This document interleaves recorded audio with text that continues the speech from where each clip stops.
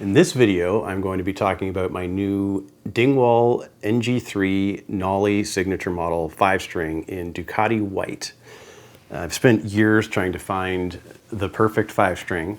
I'm very picky. I had an awesome Fender American Deluxe jazz bass, 10 years ago, and I sold it. It was stupid. I went through a phase where I wanted to only play 4 strings because I thought that would be better.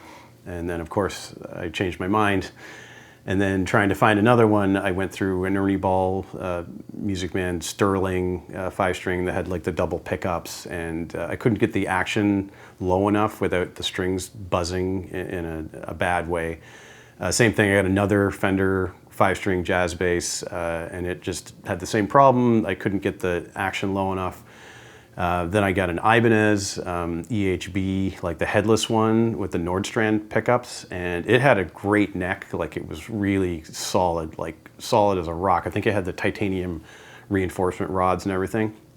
But I just couldn't get it to like. Well, first of all, the tension was never right in the low strings, and that's a big thing with the Dingwall and the fanned frets and the multi-scale thing, where you get a much better even tension across the strings. As well with the Ibanez, I couldn't get it to sound like I wanted to. I would record it and then try all these different plugins to fix the problem, and it just never sounded like I wanted it to. But this thing, like it's crazy. It has the 3-band EQ and then a switch between active and passive. And it's got a 4-way pickup selector because it has these 3 different pickups here. I don't know if you can see them, but it does. And so basically you've got either like just the bridge pickup right at the end by itself, which is kind of like a jazz-based bridge pickup sound. Then there's another setting where it's the 2 pickups that are nearest the bridge and like a humbucker, like Ernie Ball kind of sound, which is my favorite sound. And all the examples I'm going to show you today, they're all that pickup selection. That's just my favorite.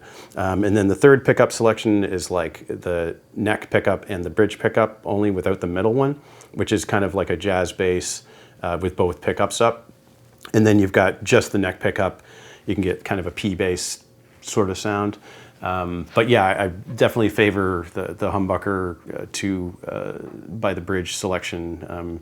It just sounds kind of like an Ernie Ball, a little different, it's got its own flavor, but it's very similar to that. And, for years I've been searching for a sound kind of like the Blood Sugar Sex Magic bass sound that Flea had, that was super like punchy and aggressive and grindy and snappy and like all of those things at the same time. And this can do it without really much effort. When I record it, so far I haven't had to do much to it. It just right out of the bass, it just kicks ass. So I've got 3 different examples I'm going to show you. And so the first one is just fingerstyle, and here it is.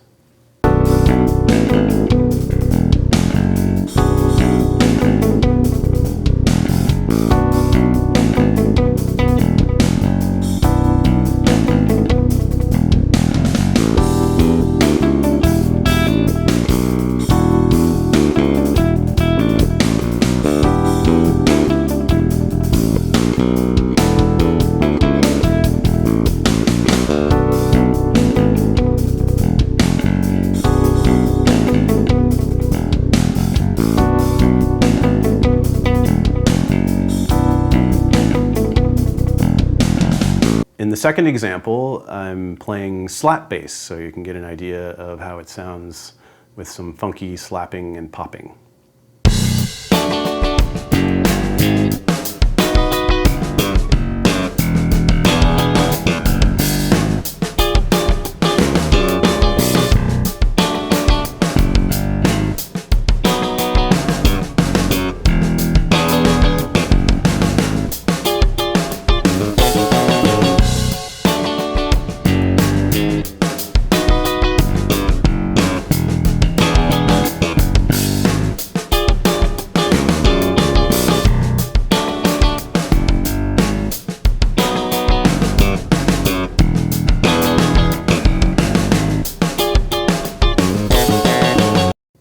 third example, I'm using a pick. I've got the Dunlop Tortex 0.6 millimeter, kind of like John Frusciante's favorite pick, and with a reggae style.